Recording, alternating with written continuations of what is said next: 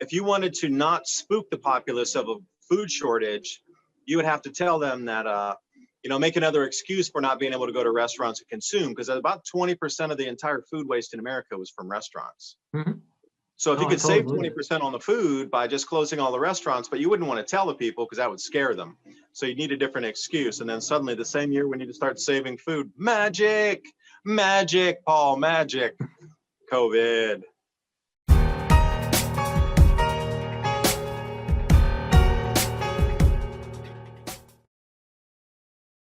The last time we had a Democrat-led Congress and president was during the first years of the Obama administration. Janet Yellen was the Fed chair then, and now soon to be the new Treasury Secretary under Biden. Obamacare was passed. President Obama and Congress sent billions to banks and Wall Street. That was the perfect recipe, and gold soared more than 200% from 2008 to 2011. Patriot Gold Group has the No Fee for Life IRA, where your IRA or 401k can be in physical gold and silver, and you may be eligible for the No Fee for Life IRA. So go ahead and give the folks at Patriot Gold Group a call to discuss physical gold and silver. And the knowledge that Patriot Gold Group is Consumer Affairs' top-rated gold IRA dealer 5 years in a row from 2016 until present. Click the link in the description box below for more information. And now on with the video.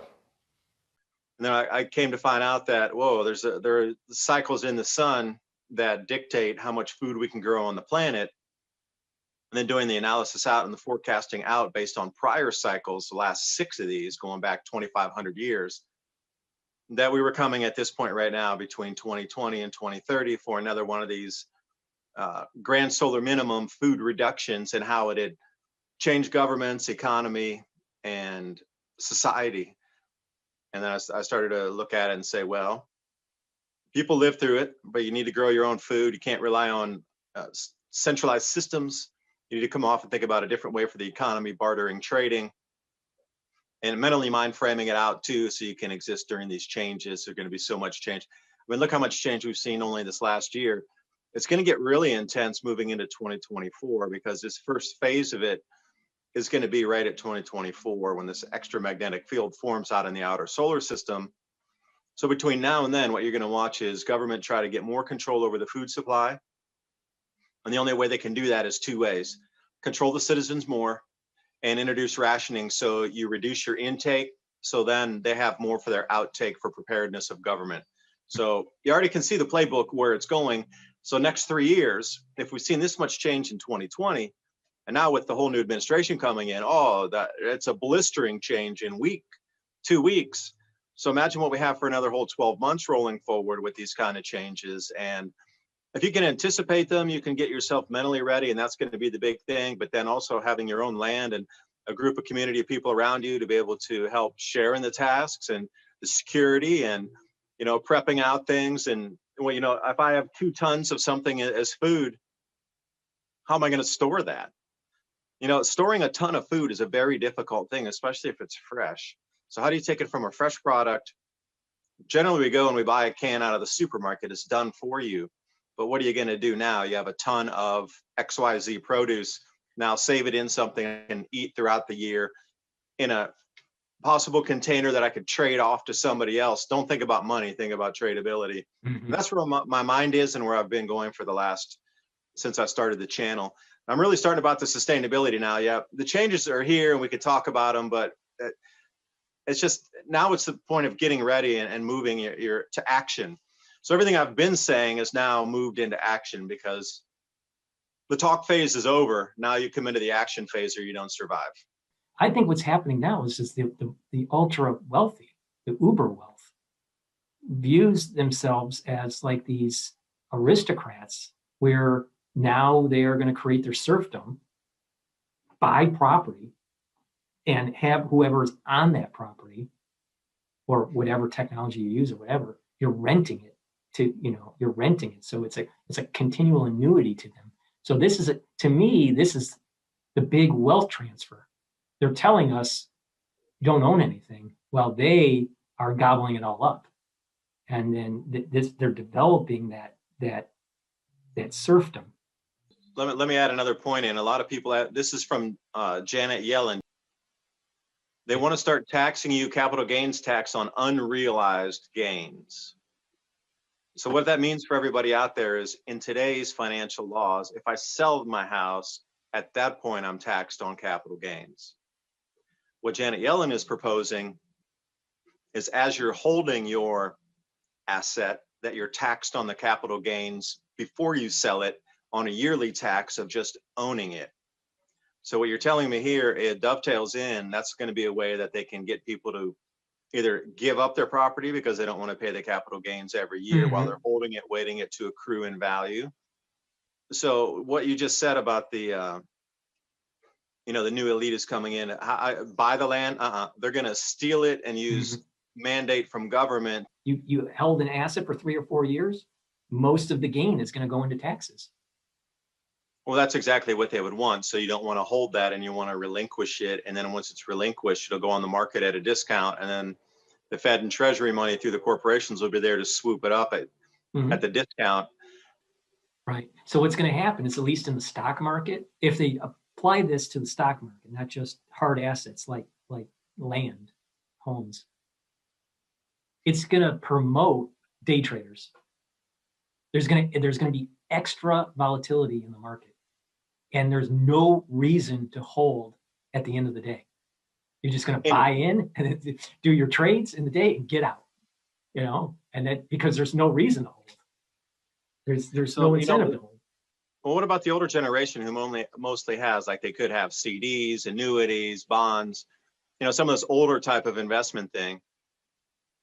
They're going to get, and she was trying to say it might be a retroactive thing too. And I'm like, well, hold on, that's getting a little bit overboard there. That's a little bit overboard with the unrealized gains. You know what this reminds me of, David, is what was going on during Roosevelt's time, when they were collecting the gold. There was incentive to try to collect the gold, right? And a lot of people were trying to push back and say, no, that's my asset. That's tangible. It's a tangible asset. So something is happening similarly, but now based on fiat.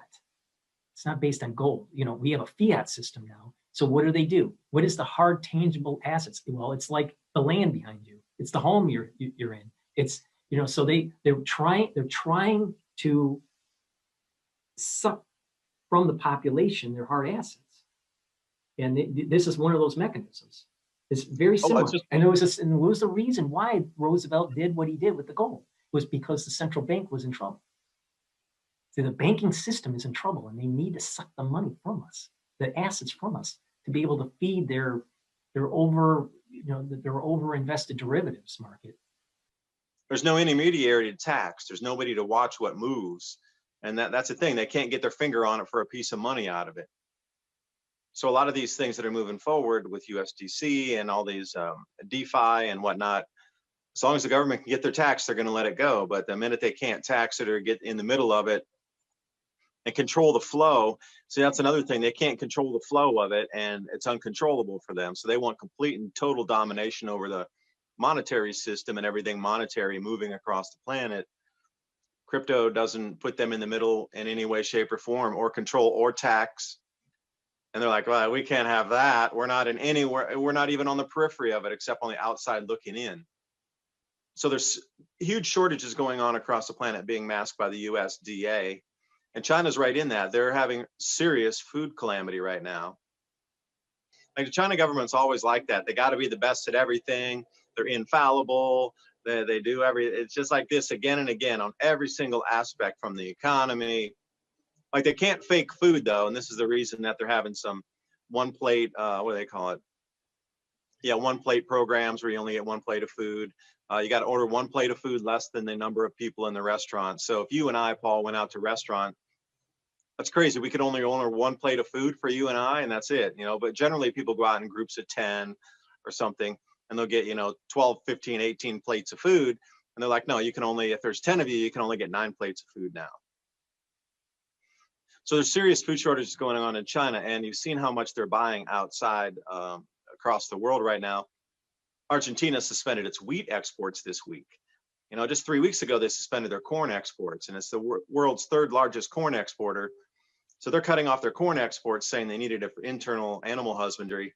Now they're cutting off all the wheat because China bought out Brazil pretty much. Like, what's going on? And see, with all these wheat prices are at 6.5-year highs. There's more, wheat contracts than ever recorded in ever over in the Ukraine. Yet the EU they're down 70% on their exports for the week compared to last year. Like, they just don't have it. Otherwise, they'd be selling it. So, in the United States, obviously we have shut down most of the restaurant business, and in almost every state. So when I was younger, I worked in the restaurant business, and there's just a lot of food that goes in and out, a lot of waste. There's just, so it wouldn't surprise me that if there is food shortage, crop yields are going down, and our reserve houses are going down. It's actually smart to tell the population, don't go to your restaurants, shut them down, to try to reduce the actual, food intake. Because I remember last year or the year before, I think it was last year, that the food, the grain storage was going down by the U.S. Official numbers. So, and you probably follow this a lot more than I do. So I would suspect that food yield around the country has gone down this year. For 2020, the 2020 data is probably showing that the crop yields were much less than 5 years ago. So that means that we're eating into our stock. Yeah, and I was looking at the new USDA report that came out just a couple of days back. They were showing that the amount of throughput on beef cattle and pig and chicken was exactly the same as it was in 2019. See, the reason I bring that up is because you just said it. Like, how much was closed during the year of 2020? Did the numbers for 2020 show the exact same as 2019? It was only off by a couple thousand. No way. I don't Pure believe that. lies. No way. I'm doing that on my video tonight to call that out. Yeah, that's no way. It wouldn't surprise me. It would be 50% or more down. Less. Oh yeah, for sure. Because think about it. Most restaurants, they're pushing a lot of beef, pork, chicken, all that. Most people, when they go out to eat, they're not eating vegetarian. So, they're eating, so for them to say that it's the same as 2019, no way at all. That Something's fake, because you got to think about how many meat processing plants were closed down because of COVID, right? Like, you kept hearing that again and again in the news. Oh, this processing plant, Hormel, from everybody across the board closed. They couldn't process, so then they had all the farmers just getting rid of their cattle and sending them to slaughter, and then it drove the beef price down because everybody was putting it on the market so fast. Like, it makes no sense, those numbers. And I'd also talked last year the same thing. If you wanted to not spook the populace of a food shortage, you would have to tell them that, make another excuse for not being able to go to restaurants and consume, because about 20% of the entire food waste in America was from restaurants. Mm-hmm. So if you could save 20% on the food by just closing all the restaurants, but you wouldn't want to tell the people because that would scare them. So you need a different excuse. And then suddenly the same year we need to start saving food. Magic, Paul, magic. COVID. I'm going to make a bold call here. By the end of 2021, we'll have rationing in this country. Now, it might not be on every single item, but there's going to be rationing in the United States on more than it is now, where you can buy like one roll of toilet paper. I'm talking about real rationing on the foodstuffs, and you might even be given quote unquote electronic coupons, which would be an app on your phone running on the blockchain, being immutable, where you can't change it. That we're going to come into rationing for some items in the United States. Which items do you think would start? Well, for sure, the meats and the meats and the eggs